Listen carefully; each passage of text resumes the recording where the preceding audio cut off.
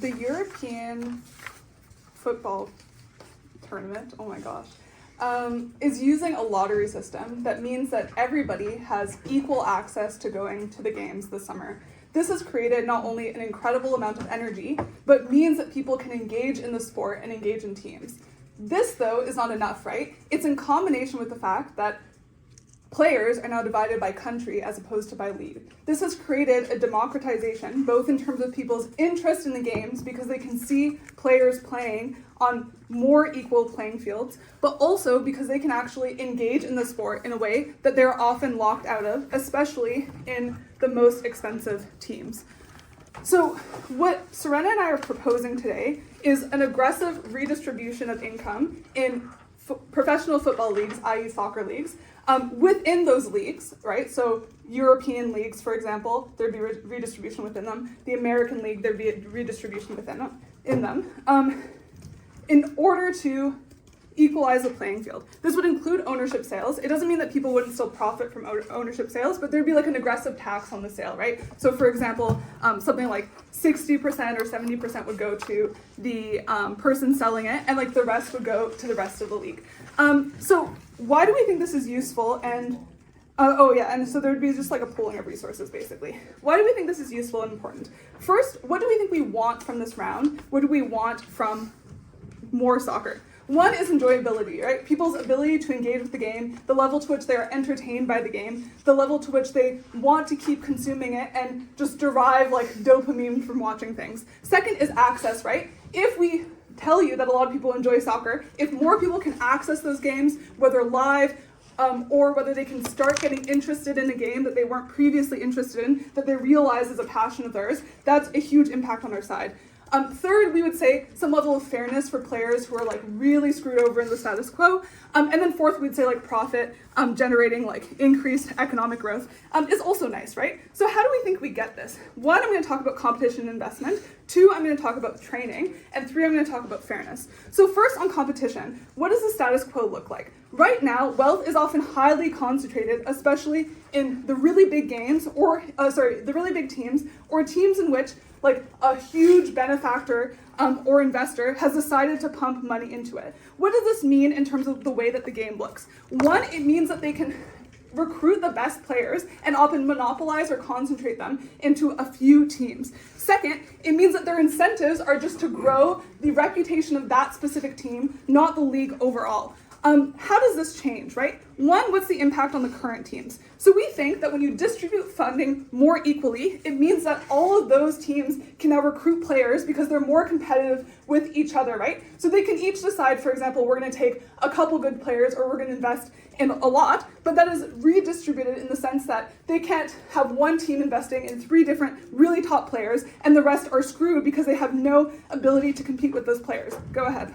In 2021, Formula One implemented a cost cap system, and the result is that the team that happened to get ahead at the beginning of the regulation stayed ahead for the next 4 years, making it the worst sport imaginable. Why does that not happen on your side? Because, first of all, this is ongoing redistribution, right? So it means that every time, say, a new team is sold, you're going to get a new mass redistribution of the league. Second of all, we're going to talk about why this actually increases the level of players in general. So even if that were to happen to a certain extent, the games would still be more entertaining. I also just think that players have other reasons why they want to go to one team versus the other if the competition is there, right? If there's a competitive factor. Maybe there's someone they've always wanted to play with. Maybe there's a country that they're from that they finally get to represent, or a city they're from that they get to represent. We think that movement is way more existing than Formula One, right? Okay, second, so better funding. You play better, right? Why do you play better? First, because you have a better ability to recruit top dietitians, trainers, and all of the other things that were being poached or monopolized by specific players like Barca, for example.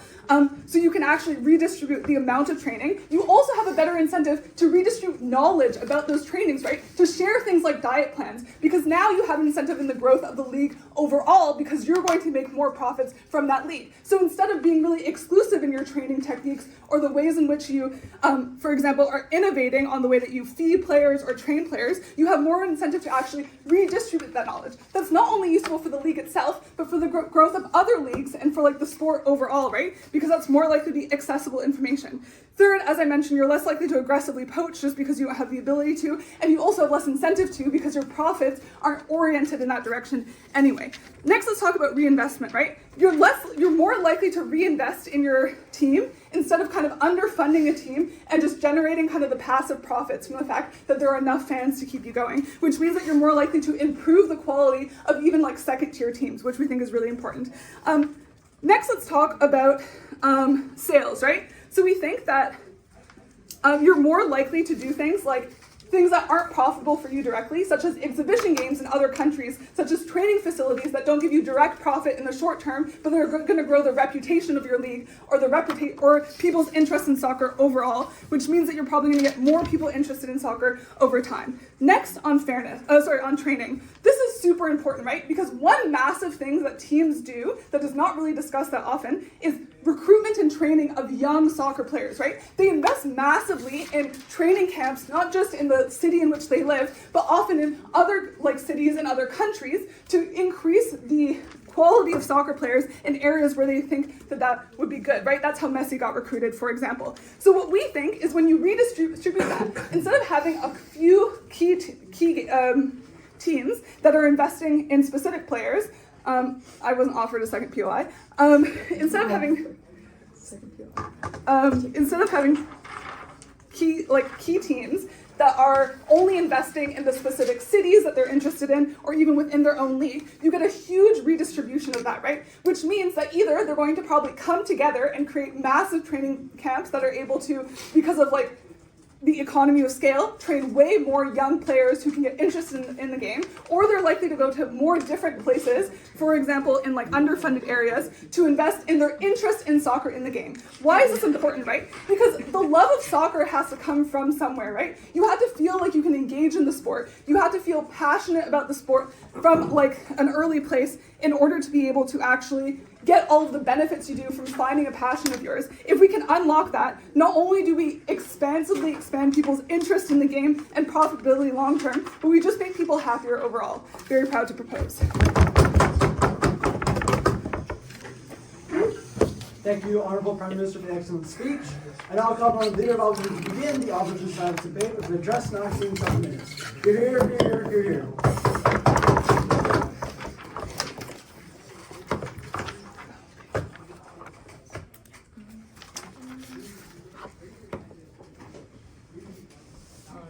I'll be starting my speech in 3, 2, 1.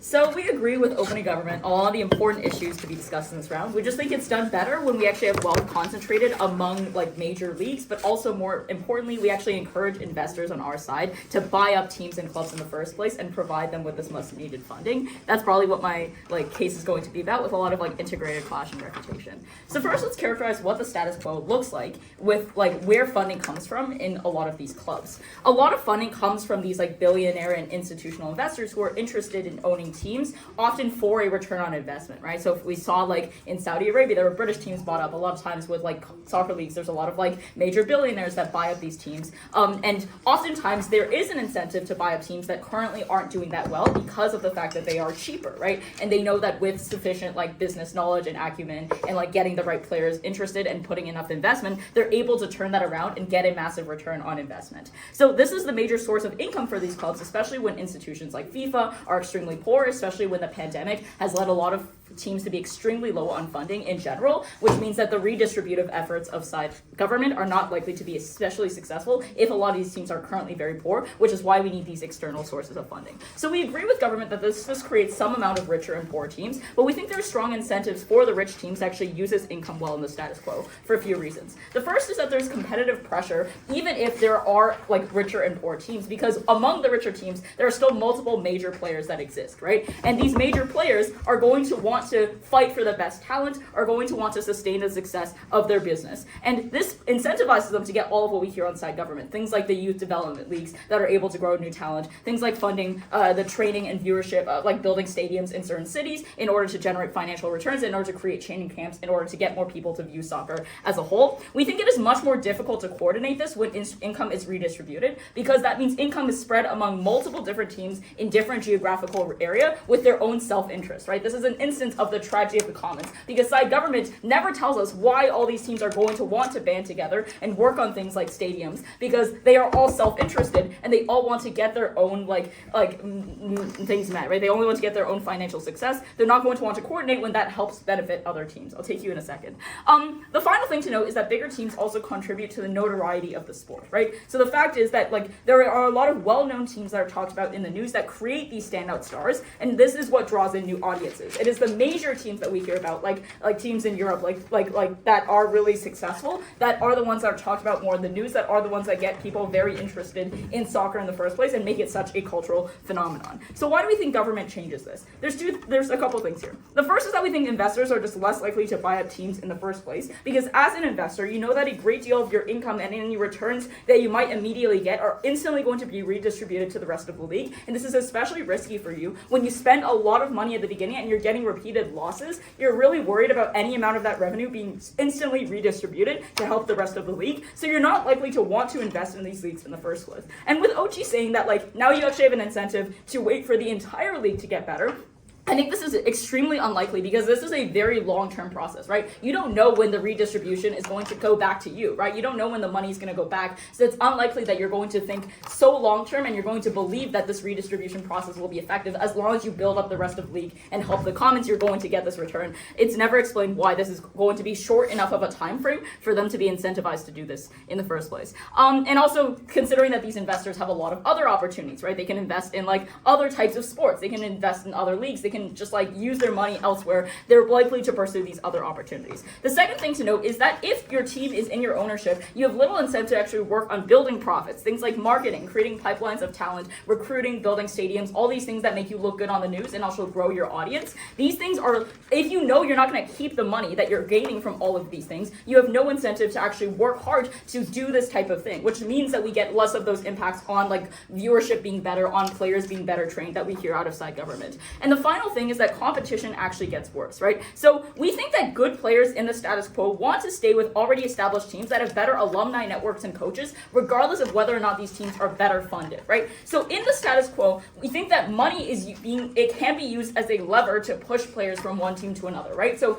for instance, if you are bought up by a very significant billionaire who then spends a lot of money to bring in good coaches, to bring in higher salaries for players, for instance, then players might want to consider switching if they think they can get a better return that way. But in the status quo, when we're equalizing the money, we think players are just automatically incentivized to stay with established teams that already have these alumni networks and coaches, and then we can't use financial pressures as a lever to equalize the sport. So we think we're better able to get competition and create more interesting sports when we have players able to be bought over to other teams, when we're able to have this competition cycling and it's not just one team dominating the sport year after year. I'll take closing first. Sorry. Okay, opening. Sorry. If you're an investor in a shitty team in League that will never compete with Barcelona, and it would be a huge risk to try to put money into that, why try to compete when you can just leech from local fans? Versus on our side, you have a profit base that you're sure will come, and you're more likely to take low-level risk or medium-level risk because you know that you actually have something to fall back on. Okay, I'm not sure why you know this profit will come, especially if the redistribution is not if all of the teams are operating at a significant loss, for instance, or there's not enough redistribution, we don't know how much income you're going to get, right? But the other thing is as an institutional investor, your direct incentive is any amount of return on investment, right? The fact that these teams are valued low in the status quo is what incentivizes you to buy them and turn them into better teams by pumping marketing, funding, coaching into them to make them better in the long term. The final impact I'll talk about is obviously government is likely to decrease the notoriety of the sport if they shrink down bigger teams by leeching away their resources to redistribute to smaller teams, because these bigger teams are less likely to be able to get the significant PR, the significant marketing, the significant amount of concentration of talent and interesting stories that lead people to really believe in soccer as an institution and as a sport that they really want to follow. Okay, so for kind of the main things that I've brought up, ultimately I've proven that the main thing that we really care about in this round is making sure that the sport is able to thrive financially, right? And when we have redistribution, we cut down certain teams that are doing well. We discourage the people who are in charge of this financial return return to want to generate that return, which means that broadly we get less wealth for the sport as a whole. We think the inequality that exists in the status quo is okay if the main outcome of it is that we're able to get more money in the sport as a whole and more money across these different teams, and also an incentive and a lever for people to put money into the sport, fund these players well, fund infrastructure well, and continue to make their teams better and better to compete with other major players in the field. For these reasons, we're proud to oppose.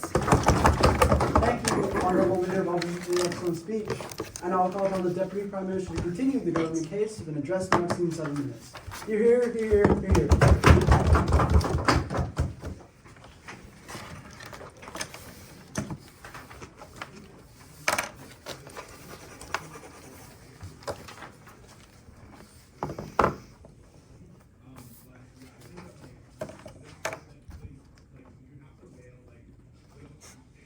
What we've told you on OG is that right now there is an incentive problem. Every single team owner is extremely self-interested. They care about their own profits, their own bottom line, how much money their team is going to gross. And the shift that you get on our side is that you actually have a more league-oriented perspective. That is, you care about the league itself being profitable because you know that you have the guaranteed returns of wealth redistribution if it happens that you are not the most profitable team in the league. And that's the problem with OO, right? Their analysis might apply to Chelsea or an extremely wealthy soccer team that might be harmed by redistribution in the long run. But the reality is that for most soccer teams, they're probably not that extremely profitable, that on some years make money and some years break even. The certain guarantee of wealth redistribution in those bad cycles, in those years where maybe viewership wasn't particularly good or budgets were tight, is massively beneficial and actually leads to increased investment, but also leads to better investment. So maybe the trade-off is not that you don't get these super profit-hungry Saudis and Russian oligarchs buying teams in their world, because it's maybe a slightly less profitable investment for these people, but the type of owners you probably do get are the extremely passionate ones who decide to buy a team because even if they're not going to make the fattest returns that they might make compared to buying oil or investing in equities or anything like that, decide to buy a soccer team because they're extremely passionate about it. And that is a trade-off that we're extremely willing to accept on OG. I think for that reason we're going to win the debate. I'm going to do a few things in my speech today. First, I'm going to talk about investment and quality and just why generally we think it gets better on our side. And then I'm going to talk a little bit about fairness, why it's important and why it improves at the end of the day. So first, talking about investment. I think I've dealt with this fairly enough already, but I'll go more into why investment is not going to get better on OO. They tell us that, funding comes from wealthy people, worse teams are cheaper, and you invest in them because you think you can turn them around, and that there's generally competitive pressure, and you have a tragedy of the commons where people don't want to do things like build stadiums anymore. I have a few responses here. First, I want to note that what the benefit of wealth redistribution is that you get a massive amount of risk dilution in terms of your investment. That's to say their argument is extremely uncomparative.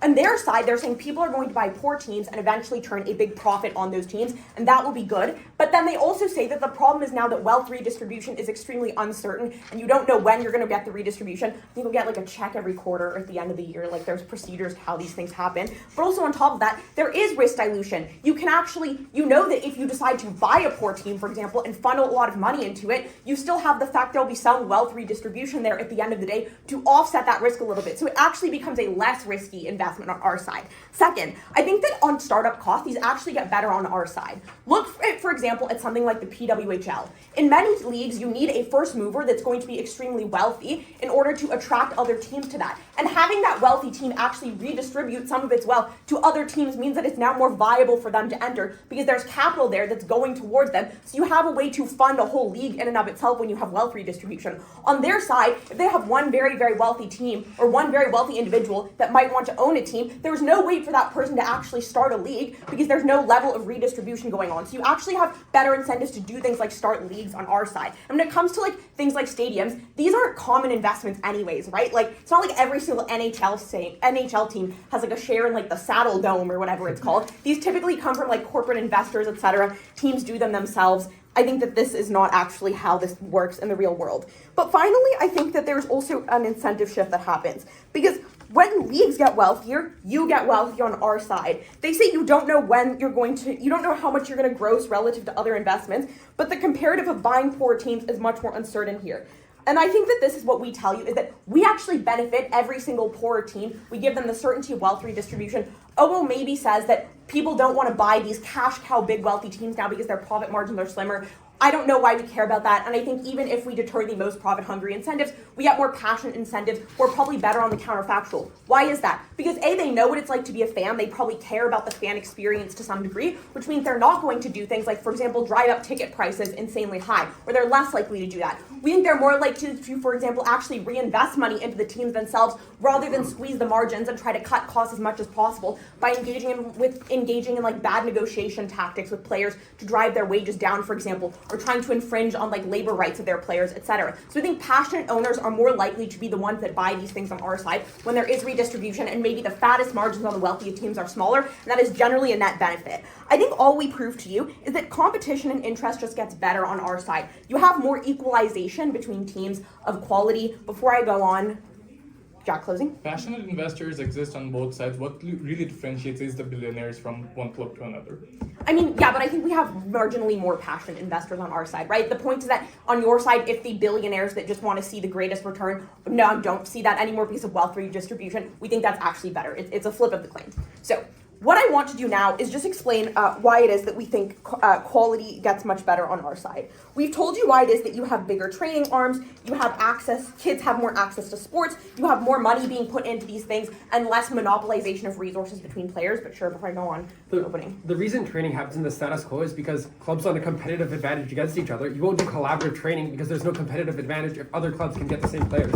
I mean, I think that there is a level of competitive advantage, right? Because like lotteries can work for drafts and stuff, which means that you're going to get your pick of the litter at some point. So why not ensure that when you get your pick that you have the absolute best player, for example? I think that you probably still have some incentive to invest. But also the point is that now it's not the only wealthy teams who are able to actually fund training. Every team can fund training to some degree, which means that you don't have a monopolization of the best players when they come up, which leads to sports teams being more competitive because you have less monopolization because everyone has a more similar training arm. I think that just means that we win on quality. I think quality is most important in this debate. Why is that? Because I think that it is about like the people who we probably care most about, which are the people who are fans of sports teams. It means that they have generally more engagement from the game. I think that it just means that they have like a better experience at the end of the day. But next I want to talk about fairness. I think that there are a variety of reasons why the way that sports teams' profits gets redistributed is relatively arbitrary and unfair in the status quo. Because there's an aspect of geographic determinism, right? Do you live in an area with wealthy fans or do you live in an area with poor fans? How many people live in the area that your team exists? Do you have a really big viewership or a very small viership? These things are all relatively arbitrary. But also, some owners are good and some are bad. Look at the MLB. Some owners decide that they want to invest a ton of money in their team, and that they're happy to pay lots of luxury tax, and others try to squeeze their budgets as much as possible so that they can make money. I think that there's just a lot of arbitrariness here. I think that on our side, we're able to actually overcome that. And you don't have things like, for example, clubs being closed anymore, because you have slightly more altruistic investors. You also have wealth redistribution that ensure that these things don't need to happen. I think you have more fairness, and for those reasons, I'm incredibly proud to propose. Thank you, Honorable Deputy Prime Minister, for the excellent speech. And I'll call upon the Deputy Leader Officer to close out the front half of the side of the debate for address not in 7 minutes. You're here, you're here, you're here.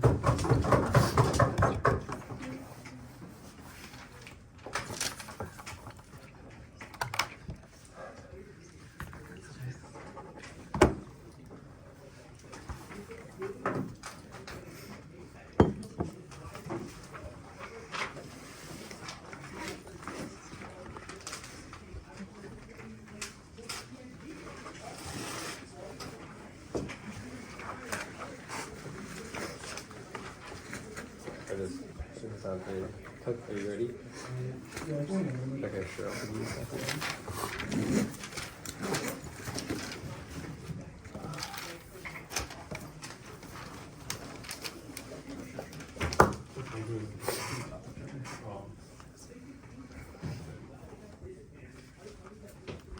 Okay.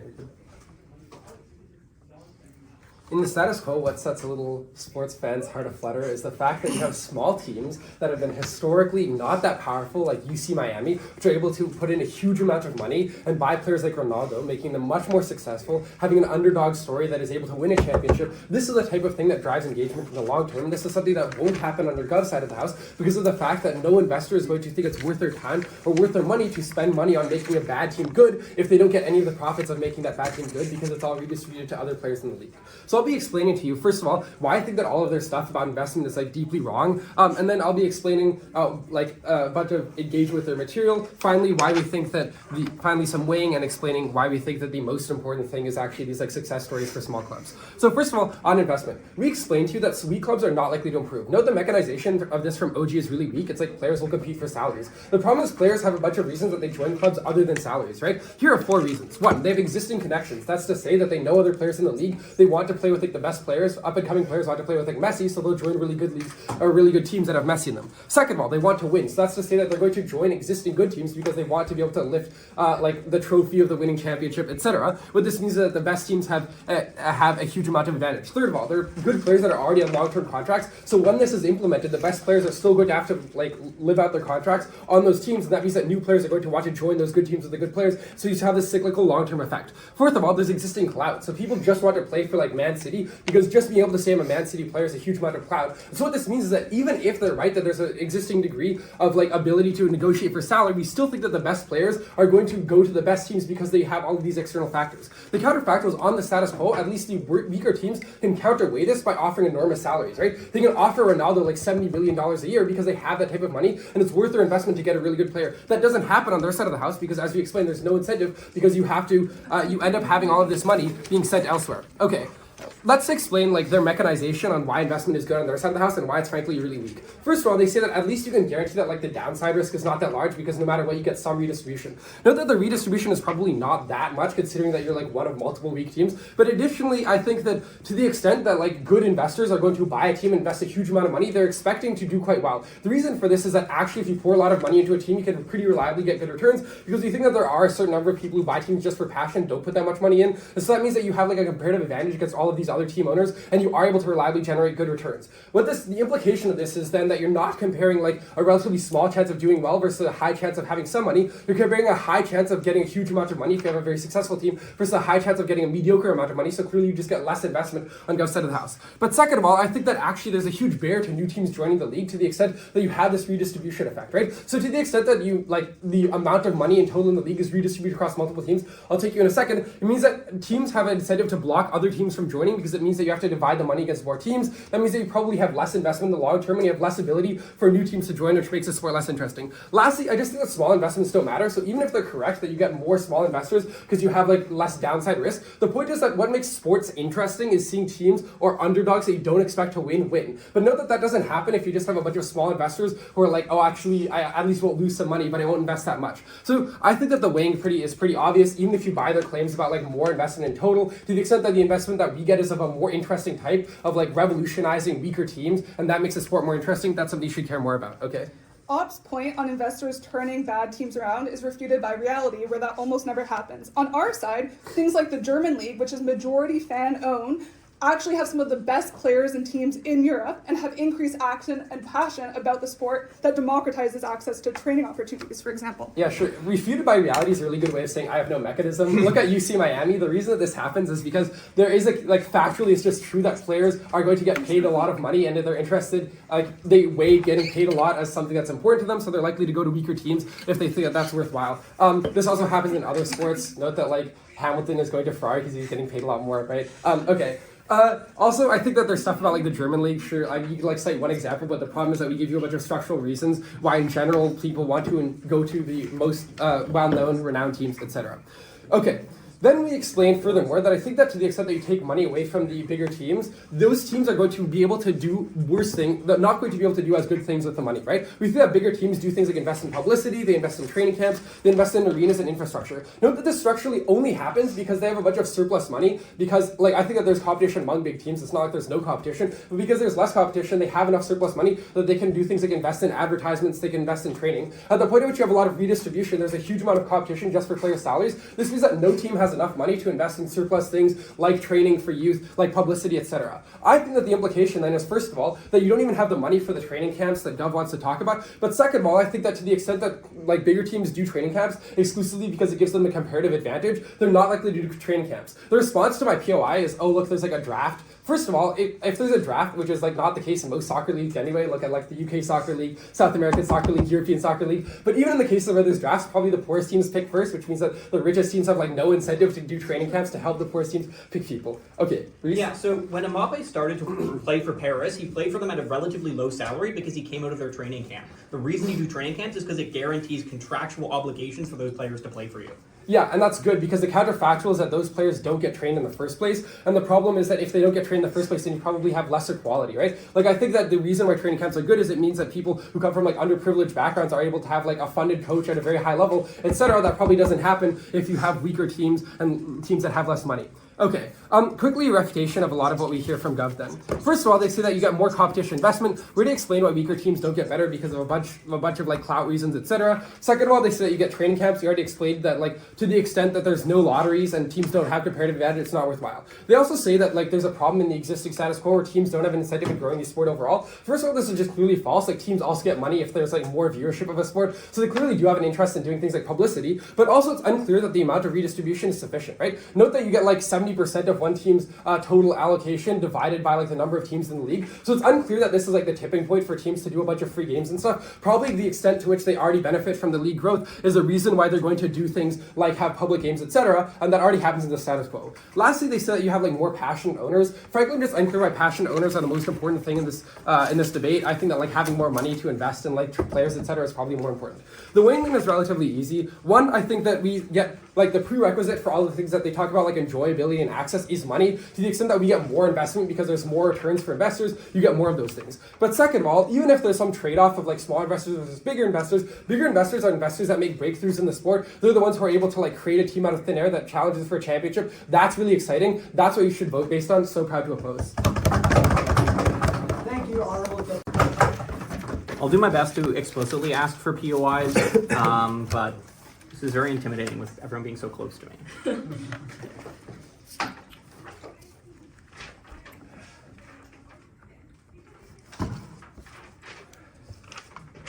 The opening half of this debate did something which I think is quite bad and happens very often in sports rounds, where they use sports and sports enjoyment as a terminal impact.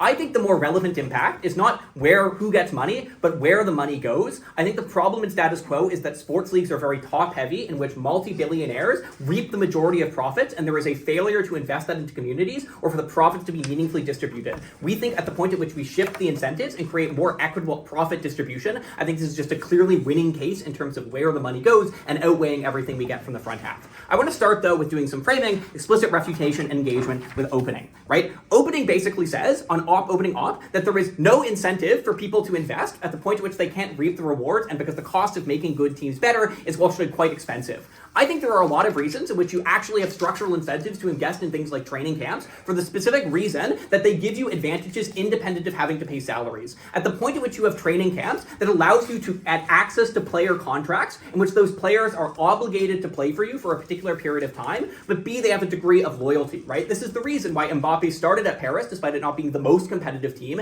and for the first 2 years of him playing at the team, his salaries were relatively low. Now his salaries are fucking ridiculous, but initially his salaries were relatively low because at the point at which he came from that feeder league, there was actual guarantees of that team accessing it. So regardless of how much money you have, investing in training camps is actively good, and we think the structural incentive is about long-term stability in terms of your income, and that's actually what enables you to engage in that particular degree of program. First, though, some framing in terms of this debate. First, on what we actually get. I think it's important to note that in status quo, there is a very top-heavy distribution of who gets money and where, like, what teams look like. There are a few very wealthy teams, and the profit of those teams go to a couple very few people, like Russian oligarchs or the Saudi Arabian government, in terms of where the money comes from. And secondly, the rest of the teams are hyper-volatile. Note, opening government just says they're risky. They never actually tell you why they're risky or what this risk structurally looks like. The majority of teams not only are risky because they might not make money, but because they actively fail or go bankrupt a lot of the time. There are a couple of structural reasons for this. One, I think there's not enough cash buffer that a lot of teams have. So when you have highly volatile income as a consequence of sport, right, note you have a lot of things like fixed static costs to running your stadiums or paying for your players.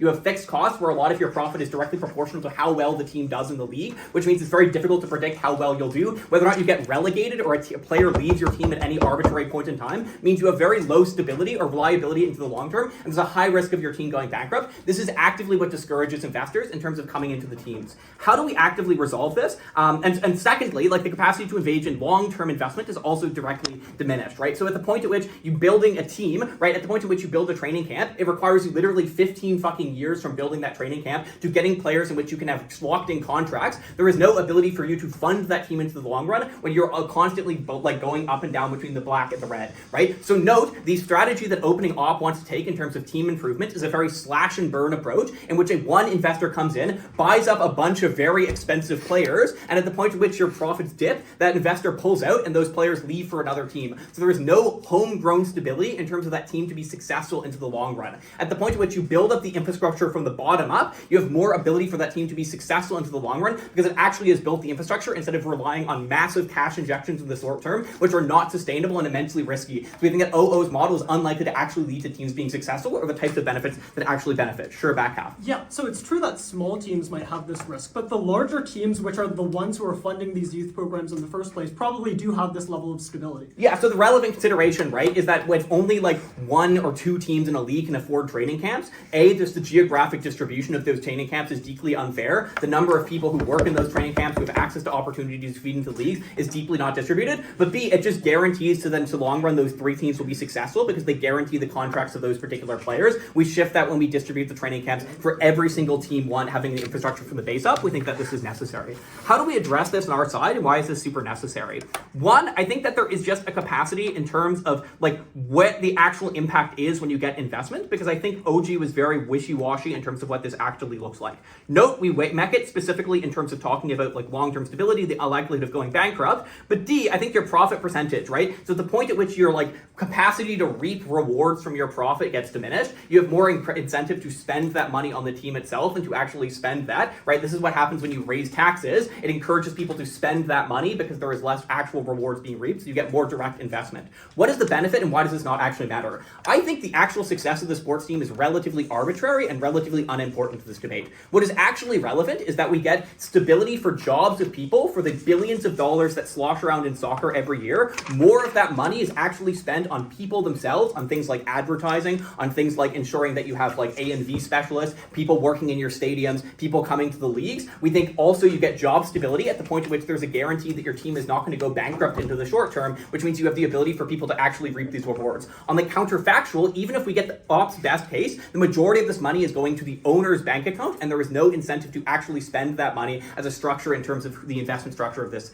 system. Yeah, sure, opening. To the extent that way more teams are relatively wealthy, all of the extra money is eaten up by bidding for player salaries, and that means you don't have enough money to do things like invest in training camps or in long-term sustainability. Yeah, so I gotta go into my second argument, which is why actually we think that we get more equitable salaries and more actual like fairness in terms of salary negotiations. Note in the status quo, what sports salaries tend to look like is like an insane like bimodal distribution in which like 5 players get $200 million for 4 years and very few players get a couple salaries. The reason for this is because there is a monopoly in terms of the purchasing power of leagues in which there are only 3 or 4 teams that can actually put up the money in the first place, which artificially raises salaries for a minority of people and artificially lowers salaries for the vast majority of players who have to work in the other teams where there aren't as much money. At the point at which the salaries or the like money income is distributed, we think that you're more likely to get an equitable distribution in terms of the wealth. And we think that maybe if like the wealthiest top 1% of sports players might make proportionally less money, but we think on net the money for the majority of players are likely to be better. We think similarly contracts are more likely to be more fair because if you're a top player or if you're a good player, you're no longer stuck at a particular team because there are other teams that can offer you the amenities and comparable salaries, versus in status quo where there are only very few teams that can offer those salaries, you're less likely to leave those leagues and contracts are much likely to be more exploitative as a direct consequence of this monopolistic system. We think then that we get more equitable distribution and better treatment of players specifically at a consequence. The only mech that OG gave to this was that owners are likely to be passionate.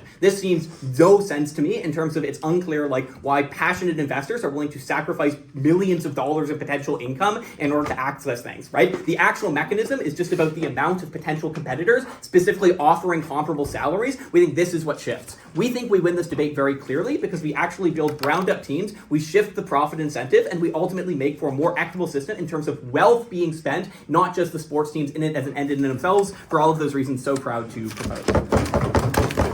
Thank you, Honourable Member of Government, for the excellent speech. And now I'll call on the Member of Opposition to begin the opposition backhouse size debate and address not exceeding 7 minutes. Hear, hear, hear, hear, hear.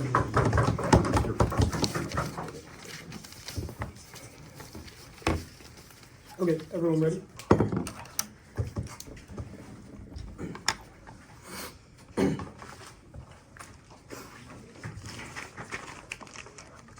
The top half debate so far is in a weird deadlock because the claim from opening government as well as closing government is that the structural incentives to spend money will go to the places it needs, while the case from OO is spent on the bulk of investment from, for example, rich oligarchs being a lot better. We're going to break this deadlock by explaining why passion is actually an incredibly bad way to manage soccer teams and offers an incredible amount of harms towards all of the existing impacts that OG and CG want to argue about. So the first question I'm going to ask is, why is it that investment in soccer and the management of soccer by primarily passion is so terrible for these types of teams? There are three specific reasons I have. The first reason is because passion itself is antagonistic. And you can gut check this by just saying, like, soccer is a competitive sport in which teams compete against each other, in which you have long-standing rivalries. Therefore, the types of investors they're likely to get under their side of the house are people who have been following their team for a very, very long time, who are entrenched in the history of that team succeeding, but also the failure of that team at the hands of other teams.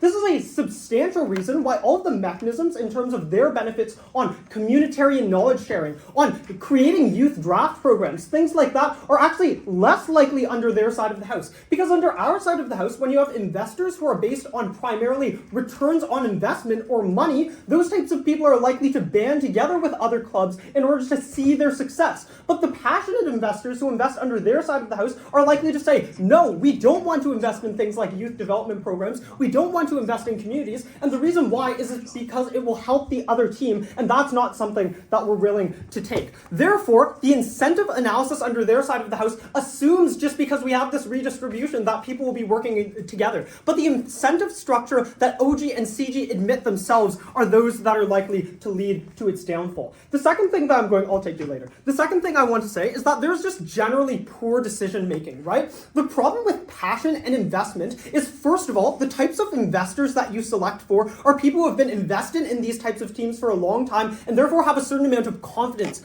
or hubris, super invested in the passion of that team and unwilling to be broad-minded or open-minded in terms of different decision-making. At least under our side of the house, when we have investors who are primarily focused on returns on investment, we don't end up making irrational decisions. What do these irrational decisions end up looking like? It looks like things like investing so much money in that type of slash and burn policy that OG wants to talk about. If you think that a novice is really, really good and you overspend that money on that specific novice instead of doing things like thinking about the team's long-term stability because you are motivated by that passion. But the third thing to note is that passion itself is highly unpredictable. If the management of a team is primarily based on passion and based on emotion or belief in players, that is transient in nature because emotions are inherently short-term.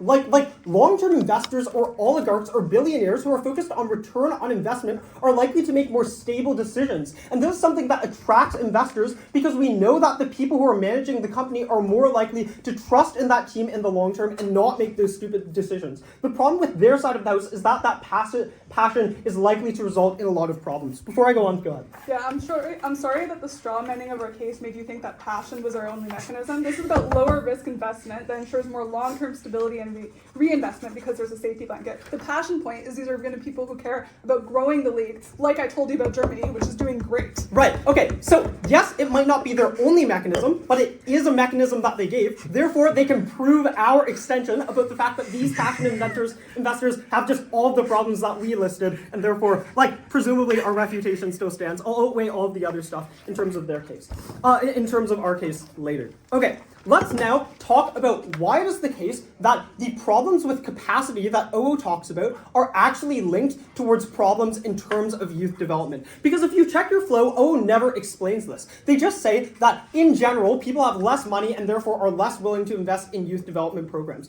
The real reason why is because youth development programs, as closing government notes, are incredibly, incredibly expensive to start and you don't see a long-term investment. And therefore, you have to have concentration of of wealth in certain teams in order to overcome that type of cost. The problem under their side of the house is when you redistribute this type of money to a lot of smaller teams, it's very unlikely that you get that type of investment or you can offset that type of risk. The problem under their side of the house, therefore, is that you get massive lacking in things like training camps in terms of all the impacts that every single team in this debate agrees are incredibly, incredibly important. Before I go on, I'll take one from closing. Yeah, so the problem is that having a short injection of capital in the short term does not allow you to do things into the long term. Training camps don't require just a lot of money at the start. They require a lot of money for 15, 20 years. Right. Guarantee. So I'll respond to this right now. The empirical analysis for this is like if you just gut check this, in reality, this is quite odd. Because small teams are not responsible in the status quo for the vast, vast majority of investment in youth development,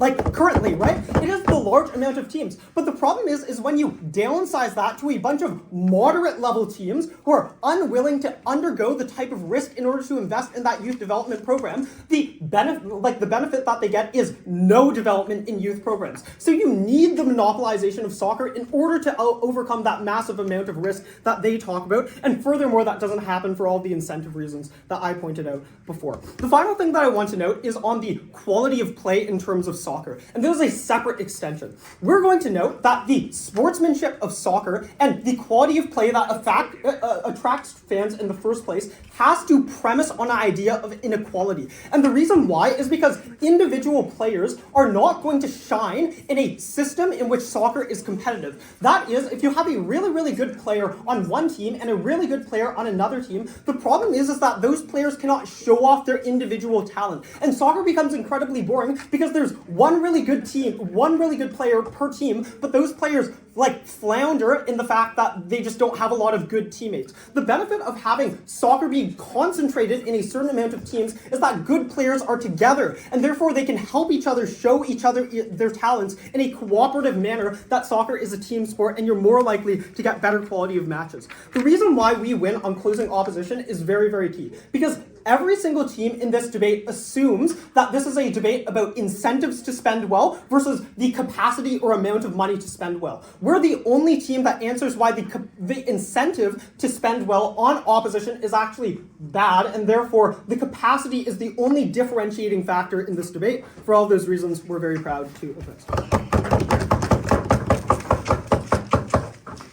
Thank you, Honourable Member of Opposition for excellent speech. And I'll call upon the government legislative Here.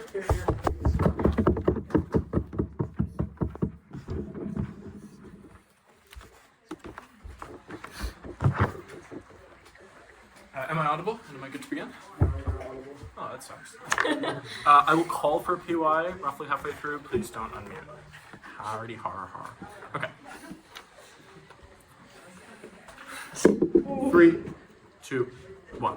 Jobs. Let's go team by team, starting with CO. They say two things I want to discuss. First is that passion is a bad way to manage. 1, this hits OG, not us. 2, OO has already showed there's no delta for passionate owners. Cross-apply all of their analysis here. The CO case is a knife. Third, their passionate people still want return on investment. There's no mutual exclusivity here. The reason for this being, they say, well, you're irrational. You love a player. You do bad things to help this player. The people who have these emotions are coaches. They are the ones who have emotional connections with players. And coaches aren't the ones who make managerial decisions. These managerial decisions are made by boards of directors, and they're made after long discourses over what is best for the club. They're made by individual people. These boards of directors are staffed with people who have fiduciary legal obligations to act rationally. This will overcome any emotionality that is premised there. Also, OG has already preempted all of this. Next, they say fan enjoyment. I will later weigh out against all teams' analysis on fan enjoyment, mainly in response to OG, so please cross-apply all of my analysis there. Let's talk about OG then. They say 5 main things I want to discuss. First, there's more equal playing field. This means more enjoyability. Fan enjoyment is a fundamentally non-severe impact. It is far, far less important than putting food on the table, than having jobs, than growing the economy. I will prove that we prove all of this later on. So no fan enjoyment, fundamentally non-severe. Second response, this is a small delta. There's many other reasons why it is that people will enjoy watching a sports team, watching a club, etc. It might be a geographic connection to the team. It might be the fact that you have a personal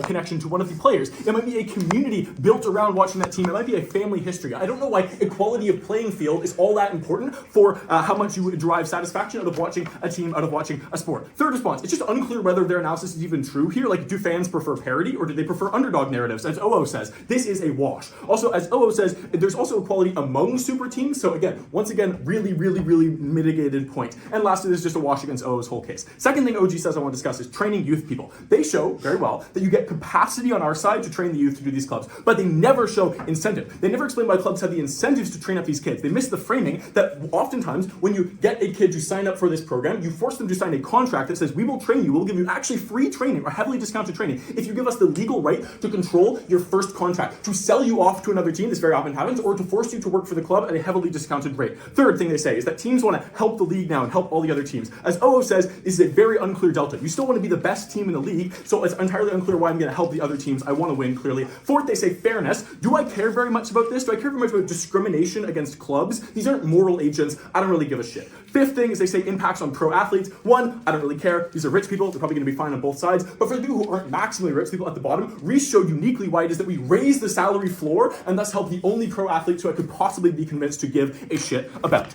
Next, OO. They have 5 main things I want to discuss. First, less investors. This is a wash against OG saying that you get more stable investment. A top half was complicated. I don't really know who won that point. Maybe you do. The deadlock breaker, though, is that investment on op is usually just bad for the globe. Note they concede that it usually takes the form of sports washing. It takes the form of Qatar and Russia doing massive investments to gain soft power on the international stage. They spend billions of dollars, and these countries are generally rational actors, so we can probably assume that it's helping them to some degree. It's helping them in ways that I concede are hard to concretize, but it's things like less global pressure on them for their human rights abuses, this, that, and the other thing. I probably want less of this horrible investment because I care far more about any marginal impact on human rights abuses than I do about literally everything top half has said. Go! You assert that the investment is really short-term and bad, but probably you want to resell at a good value, which means you want to resell a good club with good fundamentals, and you're going to invest in the long term to get that.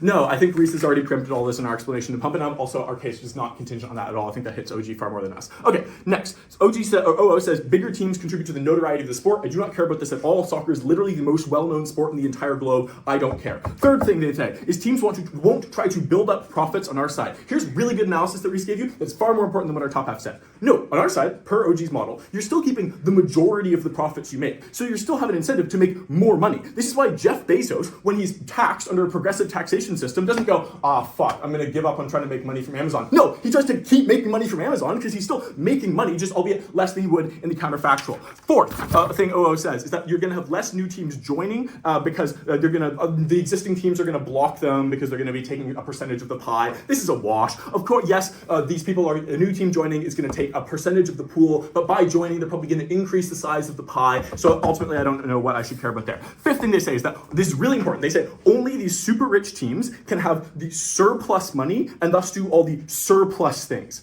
Note, in the status quo, small clubs can generally afford to pay for all the basics. They can afford to keep the lights on. This means definitionally that when they get more money from redistribution, this is surplus money, or at the very least it should be categorized as such. So they can do the surplus things that Rhys and I talk so much about. What are these things? OG did not say this. They're going to say they did in the POI, they didn't. The things that they're doing are things that are profitable in the long term, but require a good amount of short-term capital that these clubs will not have in the absence of redistribution. You'll get this only on our side. So this is things like setting up supply chains for merchandise. This is things like setting up a social media ecosystem in order to allow for a better fan environment and thus indirectly encourage like merch sales, yada, yada, yada. Jobs, jobs, jobs. There's tons of examples. I wrote some down. Things like more stadium employees, more social media managers, graphics makers, audiovisual employees, the managers and the bureaucrats within these companies, and just all of the workers in the extended supply line that are created when you allow these companies to do, when you allow all these clubs to do way more fundamentally long-termist things. I care far more about jobs. Note there's a second response to this fifth point, which is a flip.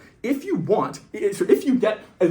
all they're saying about how it sucks when you get some amount of money taken from your income and then you just stop trying, well, the logical end point of this is that you're just going to ensure that you get less income, but you're not going to do this by just giving up on making money. No, you're going to ensure that your income, which is your profit, not your revenue, is lower, and so you're going to ensure that you're spending more money. You're going to spend this mainly on salaries. You're going to spend this mainly on investments. This, that, yeah, go.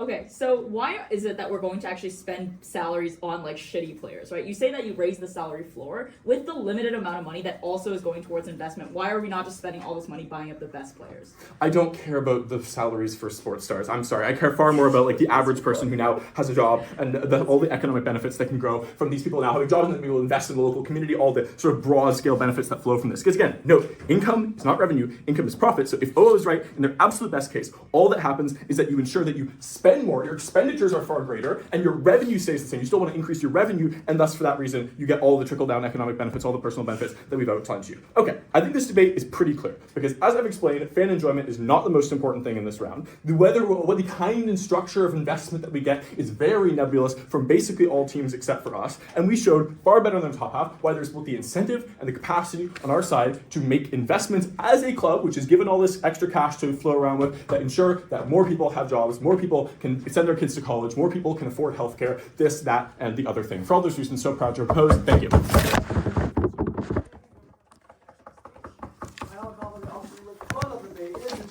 I actually dread to take 2 POIs, but yeah.